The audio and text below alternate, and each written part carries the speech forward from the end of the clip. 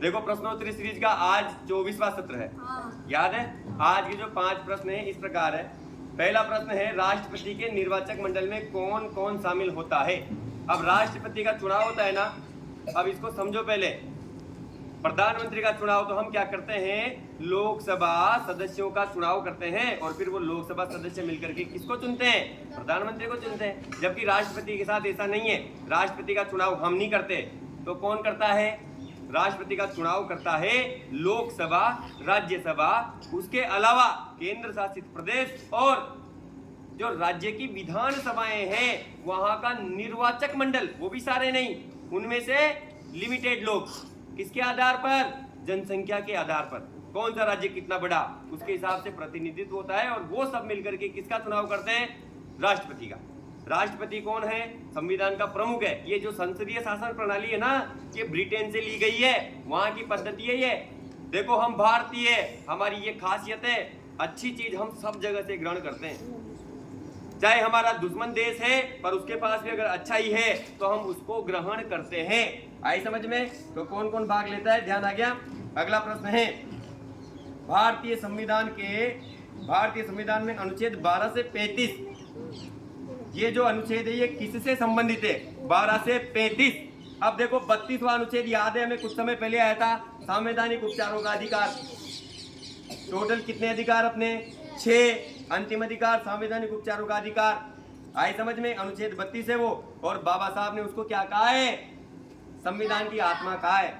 तो ये जो 12 से 35 वाले जो अनुच्छेद है ये किससे संबंधित है, ये मूल अधिकारों से संबंधित है। किससे संबंधित है बोलो, मूल अधिकारों से संबंधित। ये संविधान के भाग 3 में लिखे हुए हैं। कौन से पार्ट में, भाग 3 में। 12 से 35 तक मूल अधिकारों का वर्णन है। 6 प्रकार के मूल अधिकार है। छठा मूल अधिकार संवैधानिक उपचारों का अधिकार। अगर सभी अधिकारों का हनन हो जाता है तो हम सुप्रीम कोर्ट के पास जाते हैं और वो हमें न्याय दिलाता है। उसके लिए 5 प्रकार की रिट दायर करता है, हम पहले समझ चुके। अगला प्रश्न, संविधान सभा में कोटा रियासत का प्रतिनिधित्व किसने किया। अब संविधान सभा का गठन हुआ, याद है तुम्हें, उसमें देशी रियासतें भी शामिल थी 562।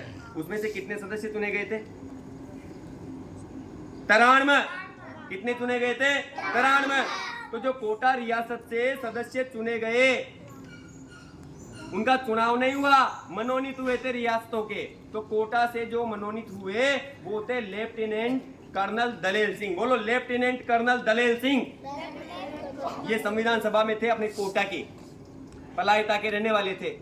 ध्यान आया सबको, भूलो मत, आ रहे से मजा नहीं आता। फिर भारतीय संविधान में किस मूल अधिकारों का संरक्षक कहा है, भारतीय संविधान में किसे मूल अधिकारों का संरक्षक, अरे अधिकारों को बचाने वाला कौन है बताओ, विधायिका है, कार्यपालिका है, न्यायपालिका है, न्यायपालिका यानी कि न्यायालय, सुप्रीम कोर्ट और राज्यों के उच्च न्यायालय, ये हमारे अधिकारों को बचाने वाले हैं।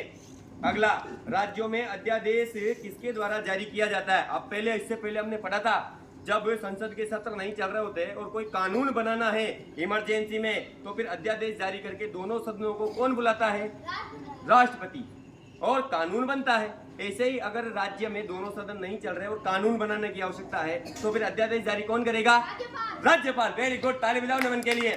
समझना, जैसे केंद्र में है वैसे ही राज्य में है, पर एक शर्त, उस अध्यादेश को 6 सप्ताह के अंदर अंदर पारित करना पड़ता है, तो ही वो कानून बनता है फिर बाद में। ठीक है, इमरजेंसी में राज्यपाल दोनों सदनों को आहूत करके अध्यादेश जारी करके कानून बनाने की प्रक्रिया पूरी करता है। आया ध्यान में? हमें संसद जाना है, इस संकल्प के साथ हम इन प्रश्नों को रट नहीं रहे। बोलो क्या कर रहे हैं, समझ रहे हैं। क्या कर रहे हैं, समझ रहे हैं। बोलो भारत माता की